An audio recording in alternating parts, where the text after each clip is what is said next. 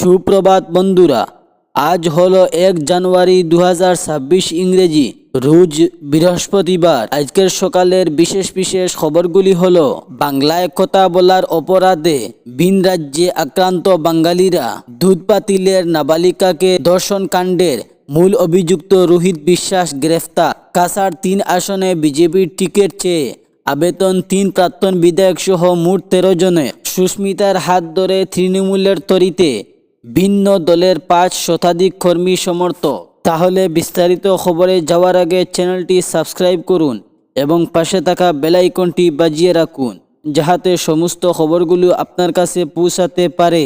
বাংলায় কথা বলার অপরাধে ভিন রাজ্যে আক্রান্ত বাঙালিরা।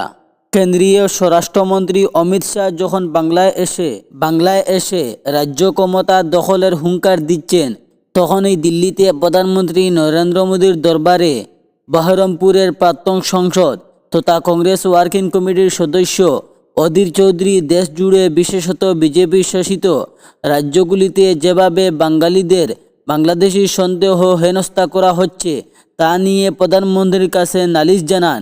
একই সঙ্গে এসআইআরের জেরে মাতুয়াদের কিভাবে হেনস্থা হতে যাচ্ছে সেটা নিয়ে অভিযোগ করেন প্রাক্তন প্রদেশ কংগ্রেস সভাপতি। সম্প্রতি উড়িষ্যায় বাংলা বলার অপরাধে কোনো পিটুনি দেওয়া হয়। মুর্শিদাবাদের বাসিন্দা পরিষেবায় নির্মাণ শ্রমিক জুয়েল রানাকে পরবর্তী তার মৃত্যু হয়।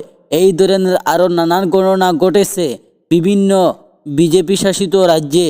অধীর উগ্র প্রকাশ করে বলেন, এই ধরনের ঘটনা ঘটতে থাকলে রাজ্যে সাম্প্রদায়িক সম্প্রীতি নষ্ট হতে হচ্ছে এবং হিংসা ঘটনা ঘটতে পারে।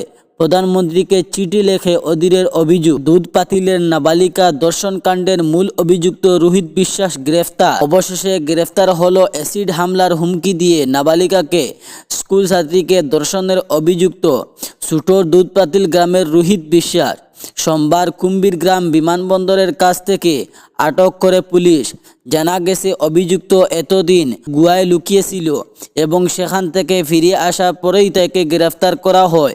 কাছাড় পুলিশ সুপার পার্থ প্রতিম দাস জানিয়েছেন, অভিযুক্তের বিরুদ্ধে ভারতীয় ন্যায় সংহিতা ও পোকস আইনের একাধিক ধারায় মামলা রয়েছে, যার মধ্যে ধর্ষণের অভিযোগ রয়েছে। গ্রেফতারের পর তাকে আদালতে তোলা হয়। উল্লেখ্য, এই মামলায় অভিযুক্তর বাবা রামকান্ত বিশ্বাসকে আগেই গ্রেফতার করা হয়েছে। তিনি একজন ব্যবসায়ী ও ধর্মীয় প্রচারক বলে পুলিশ জানিয়েছে। অভিযুক্ত তিনি তার ছেলের অপরাধের মুদ্দত। কাছাড় 3 আসনে বিজেপির টিকিট চেয়ে আবেদন 3 প্রাক্তন বিধায়ক সহ 13 জনের। মঙ্গলবার একই দিনে কাছাড় 3 বিধানসভা আসনে বিজেপির টিকিট চেয়ে দলের জেলা নেতৃত্বের কাছে আবেদন করলেন 13 জন। এর মধ্যে রয়েছেন 3 প্রাক্তন বিধায়ক রাজদীপ গোয়ালা, দিলীপ কুমার পাল ও কিশোর নাথ। এদিন শিলচর বিধানসভা আসনের জন্য দিলীপ কুমার পাল সহ আবেদন করেছেন গোপাল রায়, বিবেক পোদ্দার, অভিজিৎ চক্রবর্তী, রূপম নন্দীর পুরকাইস্ত। উদারবন্দের টিকিট চেয়ে রাজদীপ গোয়ালার পাশাপাশি আবেদন রয়েছেন নারায়ণ চক্রবর্তী, শিলচর উন্নয়ন কর্তৃপক্ষের প্রাক্তন চেয়ারম্যান মঞ্জুল দেব, প্রসেনজিৎ ভট্টাচার্য ও হেমাং শেখর দাস। আর বড়খোলা বিধানসভা আসনের জন্য কিশোর নাথ সহ আবেদনপত্র জমা দিয়েছেন ভোলানাথ যাদব, অনুরাধ দেব।